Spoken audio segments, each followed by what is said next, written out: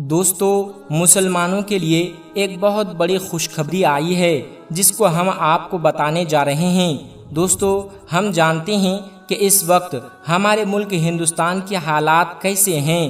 کبھی مسلمانوں کی اذان کو لے کر، کبھی لاؤڈ اسپیکر کو لے کر، کبھی حجاب کو لے کر، کبھی نماز کو لے کر، کبھی روزے کو لے کر، اور اب محرم کو لے کر، یعنی مسلمانوں کی ہر چیز پر انگلیاں اٹھائی جاتی ہے اور ہر طریقے سے مسلمانوں کو تکلیف دینے کی پوری کوشش کی جا رہی ہے۔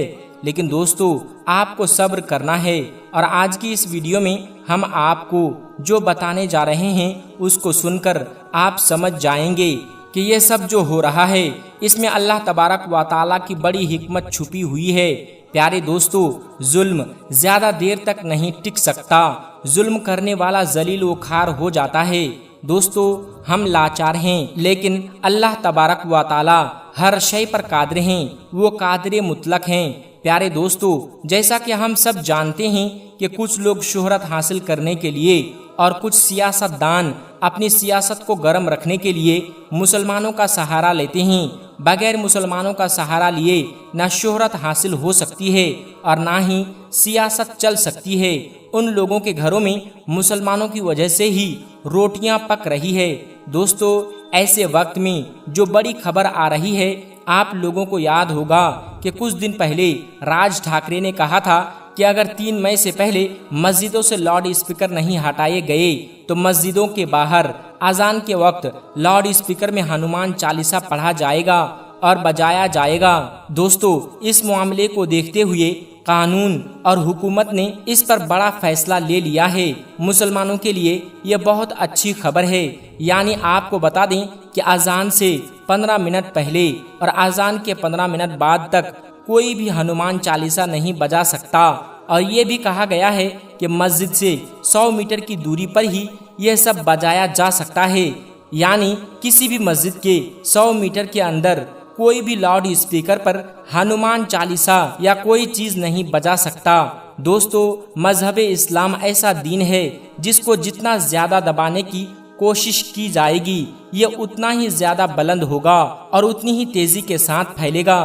دوستو، آپ لوگوں کے ذہن میں ایک بات ضرور آتی ہوگی کہ ہم تو اللہ کے ماننے والے ہیں، ہم اس کے پیارے حبیب حضرت محمد صلی اللہ علیہ وسلم کی امتی ہیں، پھر ہم پر یہ ظلم کیوں ہو رہا ہے؟ ظلم کرنے والوں پر عذاب کیوں نہیں آ رہا؟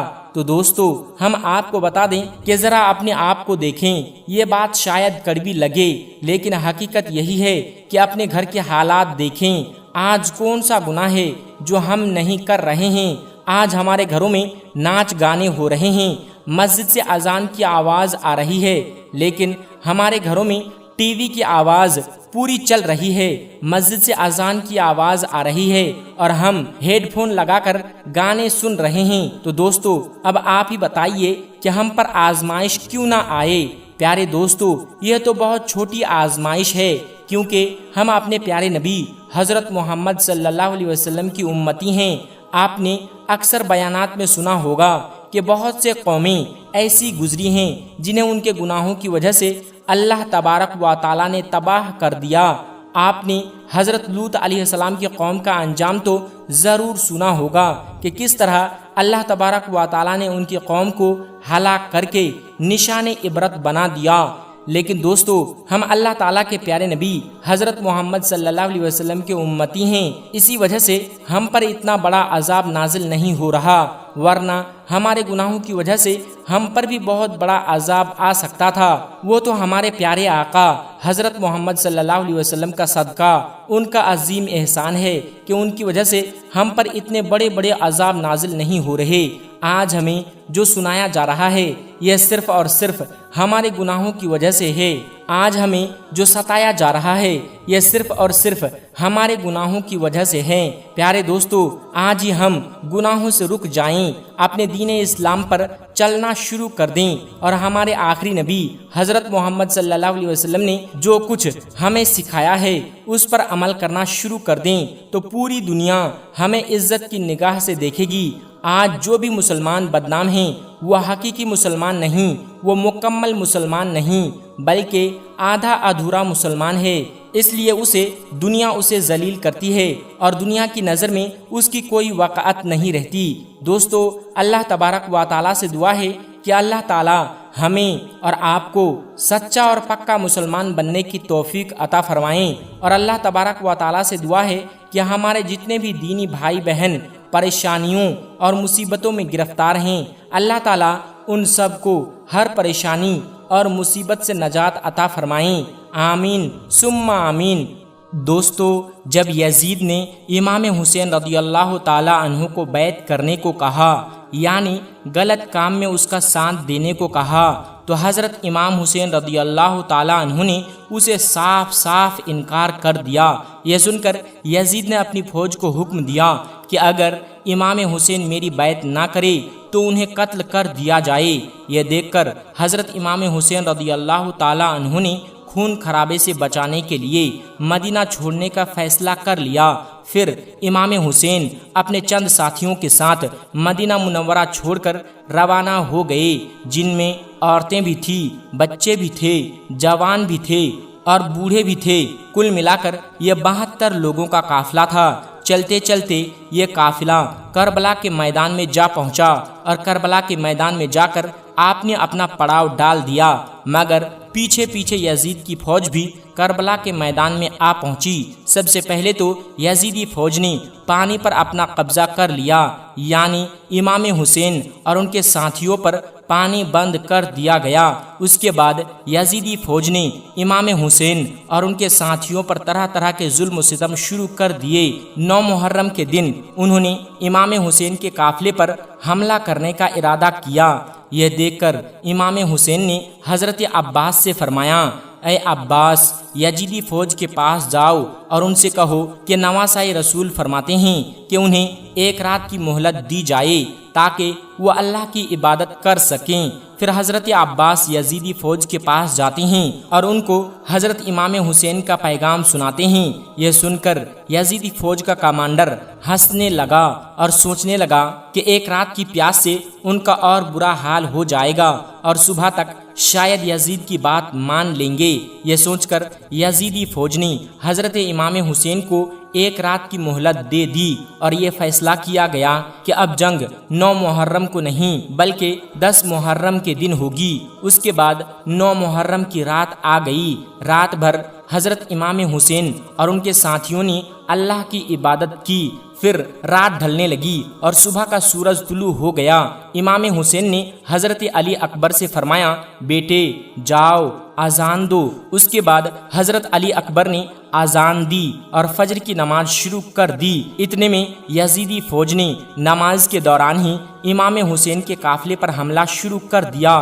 پھر حضرت امام حسین کا ایک ساتھی شہید کر دیا گیا۔ کبھی قاسم شہید ہوتے، کبھی علی اکبر شہید ہوتے، کبھی حضرت عباس شہید ہوتے تو کبھی ننھے اصغر شہید ہوتے۔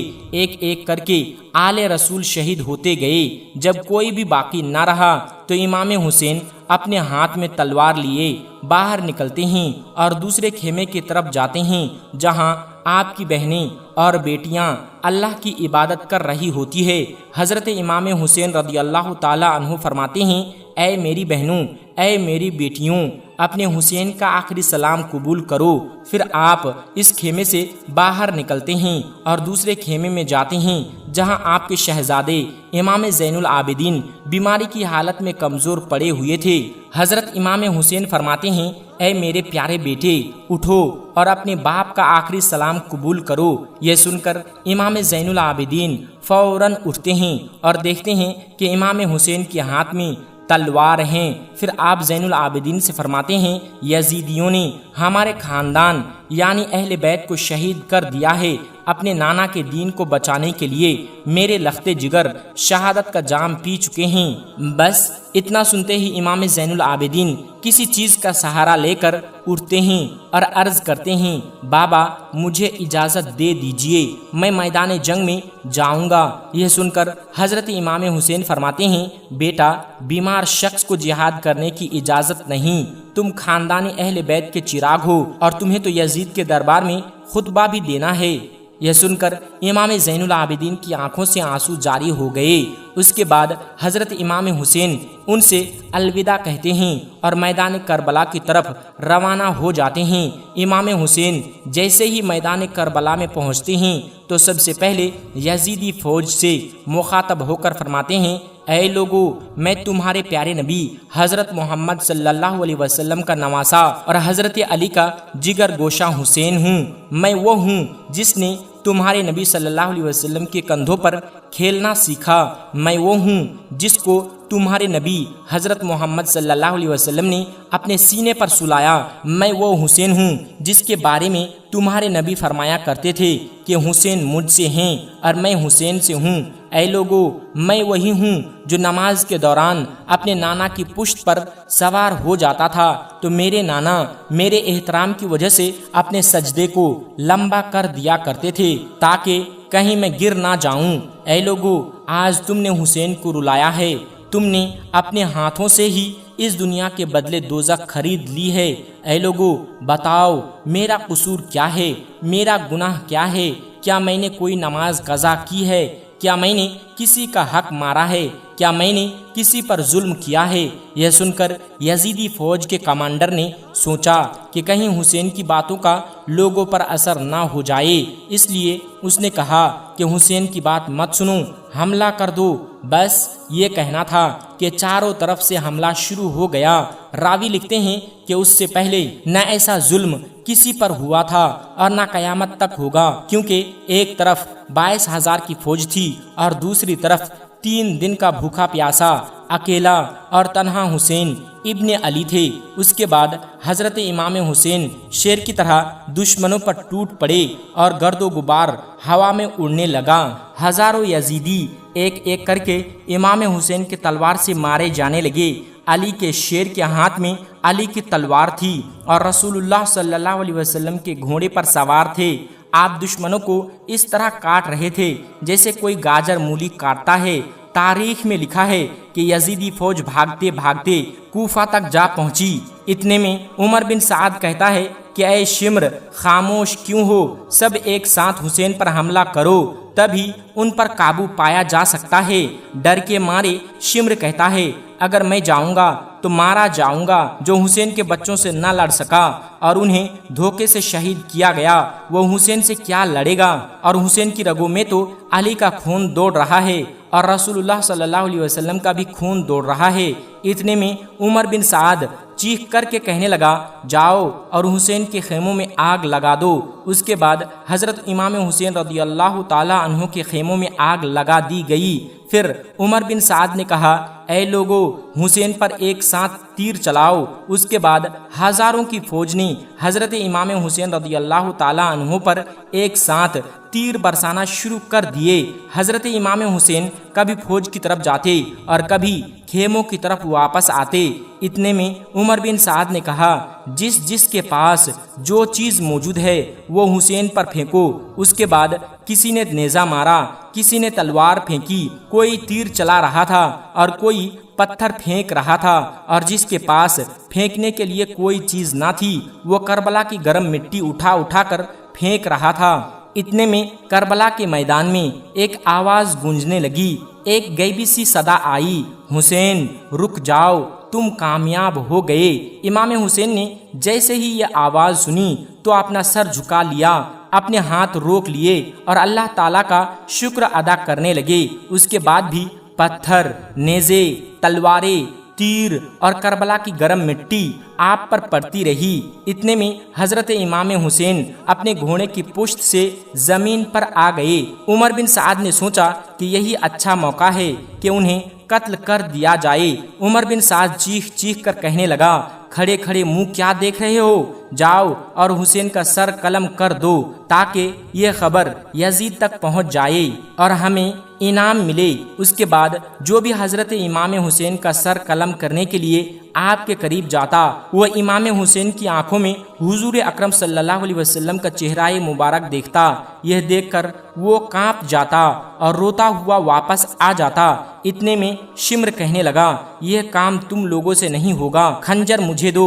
शिम्र खंजर लेकर हजरत इमाम हुसैन के करीब आया। उस वक्त हजरत इमाम हुसैन का सर सजदे में था। शिम्र ने खंजर हजरत इमाम हुसैन की गर्दन पर रख दिया। जैसे ही वो खंजर चलाने लगा तो उसने देखा कि हजरत इमाम हुसैन कुछ पढ़ रहे हैं। शिम्र मुस्कुराया और सोचने लगा कि शायद इमाम हुसैन को अपनी जान का खौफ हो रहा है। ये सोचकर वो गौर से सुनने लगा कि इमाम हुसैन क्या फरमा रहे हैं। हजरत इमाम हुसैन अर्ज कर रहे थे, ऐ अल्लाह, मेरी और अहले बैत के लोगों को शहादत कबूल फरमा। मैंने तेरे दीन के लिए सब कुछ कुर्बान कर दिया है। या अल्लाह, मेरी इस कुर्बानी को अपनी बारगाह में कबूल फरमा। यह सुनकर शिम्र बहुत हैरान हुआ कि इमाम हुसैन इस हालत में भी अल्लाह तबारक व तआला का शुक्र अदा कर रहे हैं। इतने में हजरत इमाम हुसैन ने अपनी आंखें खोलीं। शिम्र को अपने करीब देखकर फरमाया, ऐ बदबख्त, क्या तुझे मालूम नहीं कि मैं कौन हूँ? शिम्र ने कहा, मुझे मालूम है कि आप रसूलुल्लाह सल्लल्लाहु अलैहि वसल्लम के नवासे हैं, हजरत अली के बेटे हैं और हजरत फातिमा रदियल्लाहु ताला अन्हा के लाल हैं।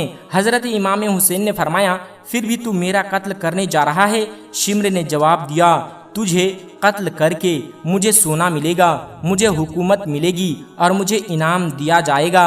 हजरत इमाम हुसैन ने फरमाया, क्या तुझे मालूम नहीं कि मैं जन्नती नौजवानों का सरदार हूँ? क्या तुझे अपनी आखिरत और जन्नत की कोई फिक्र नहीं? ये सुनकर शिम्र हंसने लगा और फिर वह हजरत इमाम हुसैन की गर्दन पर खंजर चलाता रहा। इधर हजरत इमाम हुसैन रदियल्लाहु ताला अन्हु अल्लाह तबारक व ताला का जिक्र करते रहे और इसी तरह आपका सरे मुबारक तने मुबारक से जुदा कर दिया गया। इन्ना लिल्लाहि व इन्ना इलैहि राजिऊन। दोस्तों, वाक़या करबला हमें यह दर्स देता है कि हक और सच्चाई के रास्ते पर साबित कदम रहना चाहिए, उसके लिए कितनी ही बड़ी कुर्बानी क्यों ना देनी पड़े। हजरत इमाम हुसैन रदियल्लाहु ताला अन्हु ने जुल्म के सामने सर नहीं झुकाया और दीन इस्लाम की सरबलंदी के लिए अपनी जान, अपने अहले खाना और अपने साथियों की अजीम कुर्बानी पेश की। इसलिए आज भी दुनिया हजरत इमाम हुसैन की कुर्बानी को याद करती है और क़यामत तक करती रहेगी। अल्लाह तबारक व तआला इमाम हुसैन रदियल्लाहु ताला अन्हु और इमाम हसन रदियल्लाहु ताला अन्हु, सैयदा फातिमतुज़ ज़हरा रदियल्लाहु ताला अन्हा और हजरत अली मुर्तदा रदियल्लाहु ताला अन्हु और तमाम अहले बैत से मोहब्बत नसीब फरमाएं। आमीन या रब्बुल आलमीन। प्यारे दोस्तों, पूरी दुनिया में जो कुछ भी मौजूद है और इस दुनिया में जितने भी मसाइल हैं, इन सब का हल कुरान पाक में मौजूद है। कुरान पाक से बढ़कर कोई चीज़ नहीं। ये डॉक्टर, ये साइंस, सब कुछ कुरान पाक के बाद आते हैं। अल्लाह तबारक व तआला ने जब कुरान पाक को ज़मीन पर नाजिल फरमाया तो दुनिया के तमाम मसाइल को हल करने का तरीका भी इसमें अता फरमा दिया। कुरान पाक का सही इल्म रखने वाला शख्स उससे हर मुश्किल से मुश्किल मसले का हल निकाल सकता है। प्यारे दोस्तों, अमेरिका के शहर शिकागो के एक अस्पताल में एक अजीब मामला पेश आ गया। आइए देखते हैं कि किस तरह इस मुश्किल मसले को कुरान पाक की एक आयत की रोशनी में हल किया गया। इस वाक़ये को देखकर न सिर्फ डॉक्टर हैरान रह गए बल्कि वहां मौजूद बहुत से लोग भी मुतासिर हुए।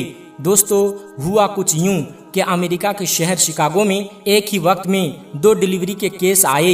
एक औरत के यहाँ बेटा पैदा हुआ और दूसरी औरत के यहाँ बेटी पैदा हुई। इस अस्पताल का निज़ाम ये था कि बच्चे की पैदाइश के फौरन बाद उसकी कलाई पर उसकी माँ के नाम का एक स्टिकर लगा दिया जाता था ताकि बाद में कोई भी गलती ना हो। लेकिन उस दिन कुछ नर्सें जल्दी में थीं और वो बच्चों की कलाई पर स्टिकर लगाना भूल गईं। इसी वजह से दोनों बच्चे आपस में मिक्स हो गए। अब ये पहचानना बहुत मुश्किल हो गया कि बेटा किस औरत का है और बेटी किस औरत की है। यह मामला देखकर अस्पताल के तमाम डॉक्टर परेशान हो गए और सोचने लगे कि इस मसले का हल कैसे निकाला जाए।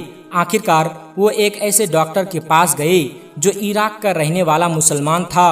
उन्होंने उस मुसलमान डॉक्टर से कहा, तुम तो कहते थे कि कुरान पाक में दुनिया के हर मसले का हल मौजूद है, तो अब हमें ये बताओ कि کہ ہمارے ہسپتال کا یہ مسئلہ کیسے حل ہوگا۔ یہ سن کر وہ عراقی ڈاکٹر مسکرایا اور کہنے لگا، بے شک قرآن پاک میں ہر مسئلے کا حل موجود ہے اور میں آپ کو اس مسئلے کا حل بھی ضرور بتاؤں گا، لیکن مجھے تھوڑا وقت چاہیے۔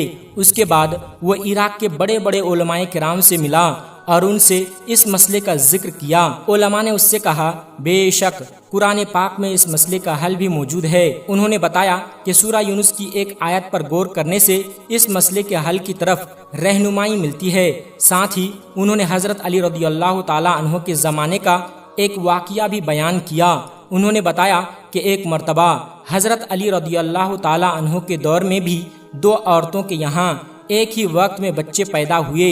رات بہت اندھیری تھی۔ ایک عورت کے یہاں بیٹا پیدا ہوا اور دوسری عورت کے یہاں بیٹی پیدا ہوئی۔ اندھیرا ہونے کی وجہ سے یہ معلوم نہ ہو سکا کہ کون سا بچہ کس عورت کا ہے۔ اس وجہ سے دونوں عورتوں میں جھگڑا شروع ہو گیا۔ دونوں عورتیں دعویٰ کرنے لگے کہ بیٹا اسی کا ہے۔ جب معاملہ بہت زیادہ پیچیدہ ہو گیا تو دونوں عورتوں کو حضرت علی رضی اللہ تعالیٰ عنہ کی خدمت میں پیش کیا گیا۔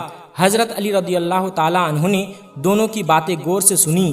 اس کے بعد آپ نے فرمایا، تم دونوں اپنا اپنا دودھ نکال کر الگ الگ برتنوں میں میرے پاس لے آؤ۔ چنانچہ دونوں عورتیں گئیں اور اپنا اپنا دودھ نکال کر لے آئیں۔ حضرت علی رضی اللہ تعالیٰ عنہ نے دونوں عورتوں کے دودھ کا وزن کروایا۔ جب وزن کیا گیا تو معلوم ہوا کہ ایک عورت کا دودھ دوسری عورت کے دودھ کے مقابلے میں زیادہ وزنی ہے۔ تب حضرت علی رضی اللہ تعالیٰ عنہ نے فرمایا، جس عورت کا دودھ زیادہ وزنی ہے بیٹا اسی کا ہے۔ یہ سن کر لوگوں نے عرض کیا، یا علی، آپ نے یہ مسئلہ اتنی آسانی سے کیسے حل کر دیا؟ حضرت علی رضی اللہ تعالیٰ عنہ نے فرمایا، میں نے قرآن پاک کی رہنمائی کو سامنے رکھتے ہوئے یہ فیصلہ کیا۔ دوستو، علماء کرام کی یہی باتیں سننے کے بعد وہ عراقی ڈاکٹر دوبارہ شکاگو کے ہسپتال واپس گیا۔ اس نے دوسرے ڈاکٹروں کو قرآن پاک کی آیت کے بارے میں بتایا اور اس کی وضاحت بھی کی۔ پھر اس نے مشورہ دیا دونوں عورتوں کے دودھ کا وزن کیا جائے۔ چنانچہ دونوں عورتوں کے دودھ کا وزن کیا گیا۔ جب نتائج سامنے آئے تو معلوم ہوا کہ ایک عورت کے دودھ کا وزن دوسری عورت کے مقابلے میں زیادہ ہے۔ مزید جانچ پڑتال میں یہ بھی دیکھا گیا کہ اس دودھ میں غذائی اجزاء اور وٹامنز کی مقدار بھی زیادہ ہے۔ اس کے بعد ہسپتال والوں نے فیصلہ کر لیا کہ بیٹا کس عورت کا ہے اور بیٹی کس عورت کی ہے۔ یوں یہ مشکل مسئلہ حل ہو گیا اور سب لوگ حیران رہ گئے۔